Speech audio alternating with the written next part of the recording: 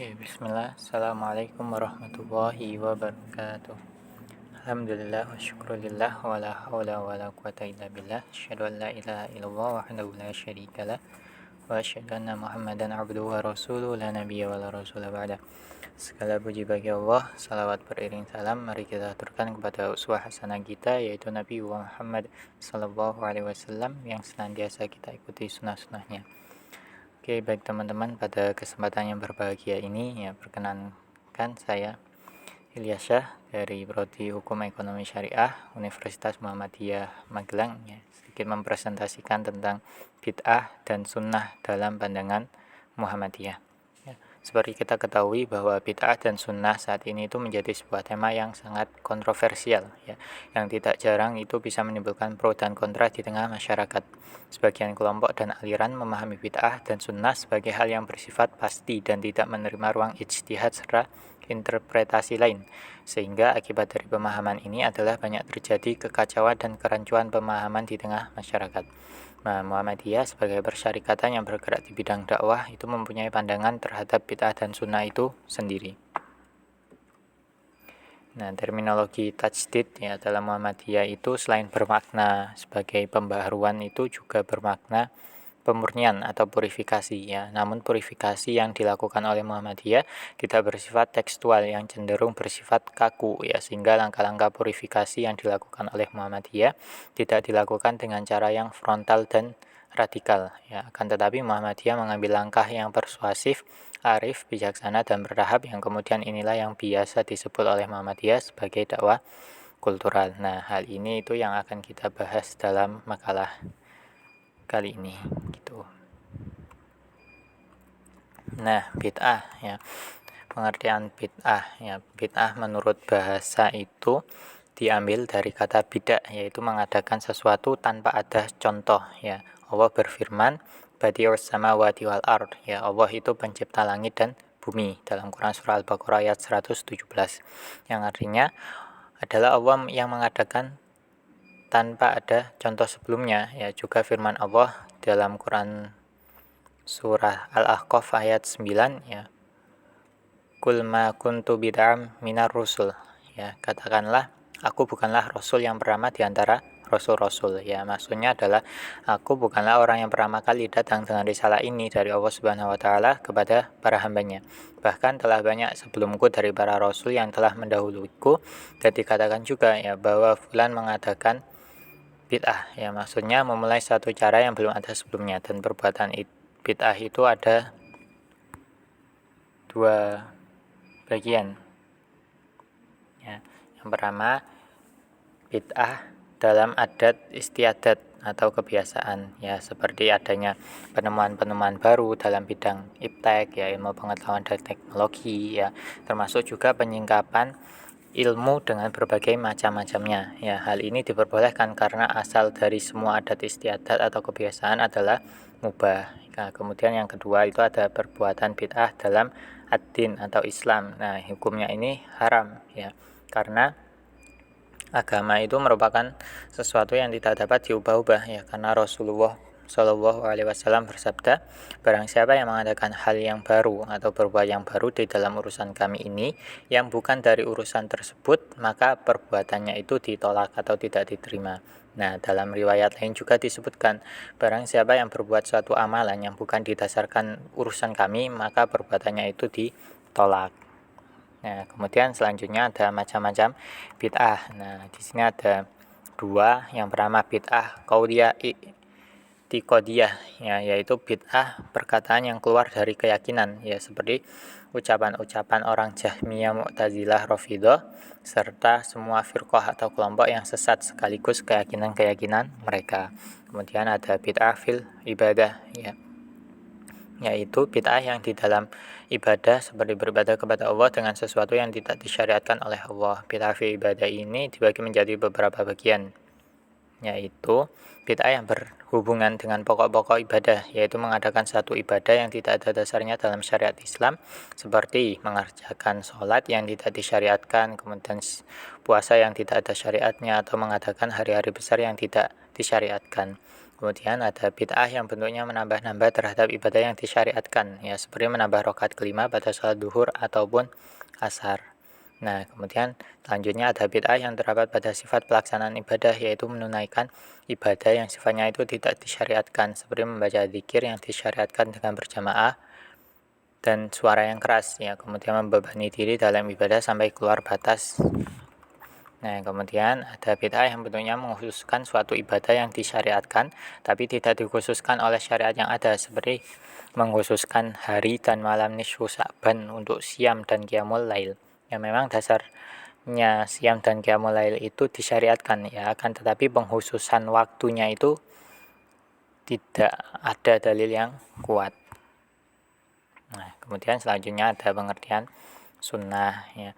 Sunnah menurut istilah syariat itu segala sesuatu yang bersumber dari Rasul dalam bentuk qaul, ucapan, fiil, perbuatan, takrir, penetapan, ataupun sifat tubuh serta akhlak yang dimaksudkan dengannya sebagai tasyri' atau pensyariatan bagi umat Islam. Ya. Kemudian sunnah menurut istilah ulama usul fikih, yaitu ialah segala sesuatu yang bersumber dari Nabi Muhammad SAW selain dari Al-Quran, ya baik perbuatan, perkataan, takrir, penetapan yang baik untuk menjadi dalil bagi hukum syar'i. Ya, ulama usul fikih membahas dari segala hal yang disyariatkan kepada manusia sebagai undang-undang kehidupan dan meletakkan kaidah-kaidah bagi perundang-undangan tersebut. Nah, sunnah menurut ahli fikih atau fuqaha ialah segala sesuatu yang sudah tetap dari Nabi Muhammad dan hukumnya tidak fardu dan tidak wajib, yakni hukumnya sunnah. Kemudian, sedangkan sunnah menurut para ulama salaf itu petunjuk yang dilaksanakan oleh Rasulullah dan para sahabatnya, baik tentang ilmu, i'tiqad, keyakinan, perkataan, ataupun perbuatan. Nah, selanjutnya ini ada pandangan Muhammadiyah terhadap bid'ah dan sunnah.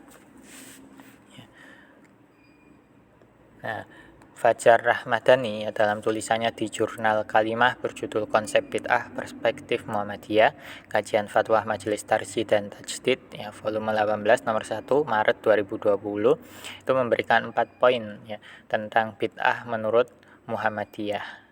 Ya, yang pertama, Muhammadiyah itu cenderung dekat dengan kelompok atau corak muwasiin, ya, dalam memahami bid'ah. Artinya, Muhammadiyah itu memandang bahwa tidak semua perkara baru dalam agama itu dikategorikan sebagai bid'ah yang sesat atau dolala, selama perkara yang baru tersebut tidak bertentangan dengan prinsip-prinsip agama.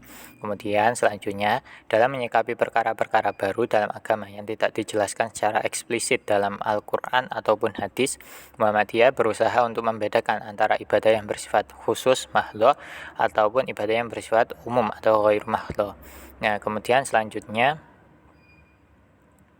Muhammadiyah berusaha menyeimbangkan antara upaya purifikasi dan dinamisasi atau modernisasi.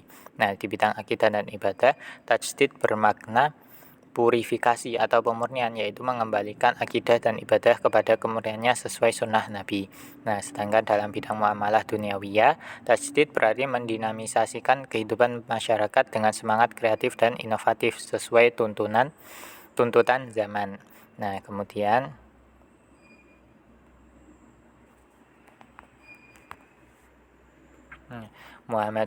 menurut Fajar tadi, ya, Muhammadiyah itu tidak menggunakan terminologi bid'ah untuk menghukuminya. Namun Muhammadiyah lebih kepada istilah seperti tidak ada tuntunan untuk hal itu, ya, tidak ada dasar tuntunan untuk melakukannya ataupun istilah dalilnya lemah. Nah, kemudian upaya yang dilakukan oleh Muhammadiyah dalam menghadapi fenomena bid'ah dan di masyarakat, nah itu ada 3, ya. Nah, Gerakan Muhammadiyah sebagai dakwah Islam amar ma'ruf nahi mungkar itu didirikan tahun 1912 Masehi bertepatan dengan 8 Dzulhijjah 1330 Hijriah oleh Kiai Haji Ahmad Dahlan di Yogyakarta. Nah, gerakan ini itu memiliki tujuan membawa jamaahnya sukses baik di dunia maupun di akhirat untuk menghadirkan Islam yang mengikuti jejak perjuangan Nabi Muhammad SAW. Nah, pergerakan Islam ini secara substantif dijiwai oleh spirit Al-Quran surah Al-Imran ayat 104, ya. Gerakan bernama Muhammadiyah ini mengemban misi yad'u ilal khair, ya, mengajak kepada kebaikan, yakni ajaran Islam, wa ya'muruna bil ma'ruf, ya, kepada dan mencegah kepada menyeru kepada kebaikan wan nahyi 'anil munkar, mencegah kemungkaran, yang semua itu harus dijalankan secara terorganisasi.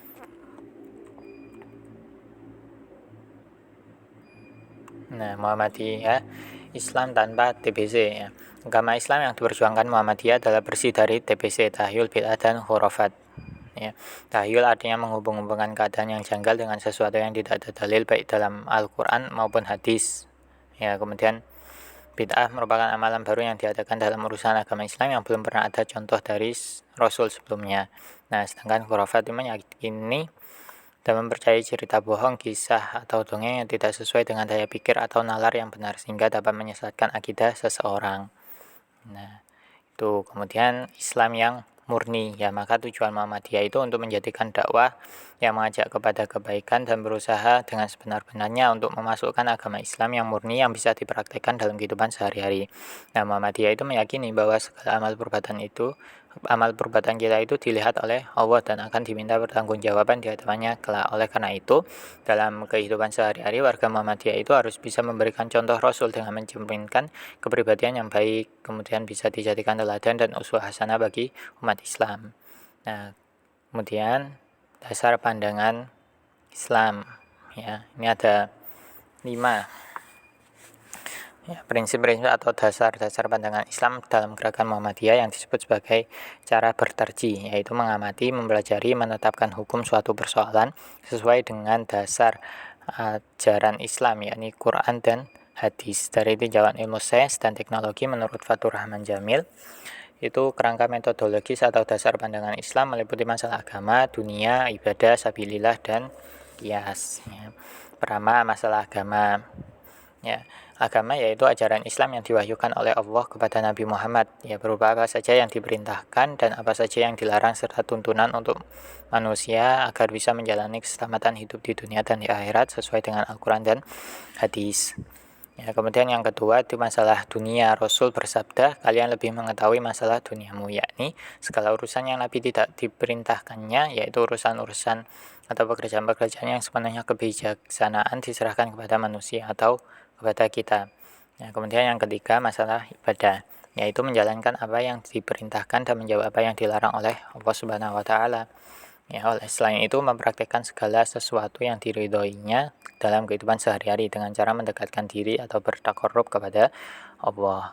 Ya, kemudian yang keempat, masalah sabilillah, yakni segala amalan yang diridhoi Allah agar menjunjung tinggi agama dan melaksanakan perintahnya. Kemudian yang kelima, masalah kias, ya. Dalam hal ini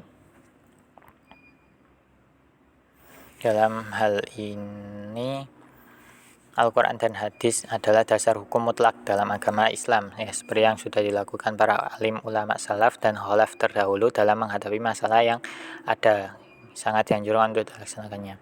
Ya, sedangkan mengenai perkara yang tidak ada kaitannya dengan ibadah wajib yang tidak terdapat dalam Al-Quran atau Sunnah, bisa menggunakan cara berijtihad atau beristimbat dari nas yang ada di dalam Al-Quran melalui persamaan ilah.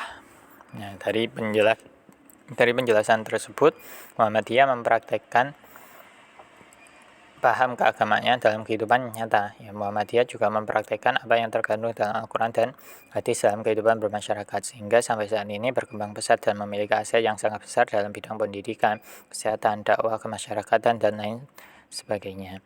Muhammadiyah bukan gerakan baru yang hanya peduli pada isu-isu tertentu tanpa berbuat nyata, ya, tapi Muhammadiyah nyata dalam berbuat untuk kemajuan dan kemaslahatan umat dan bangsa. Nah, mungkin sekian apa yang bisa saya sampaikan. Apabila banyak salah kata itu datangnya dari saya pribadi, mohon maaf. Wa'alafu minkum. Assalamualaikum warahmatullahi wabarakatuh.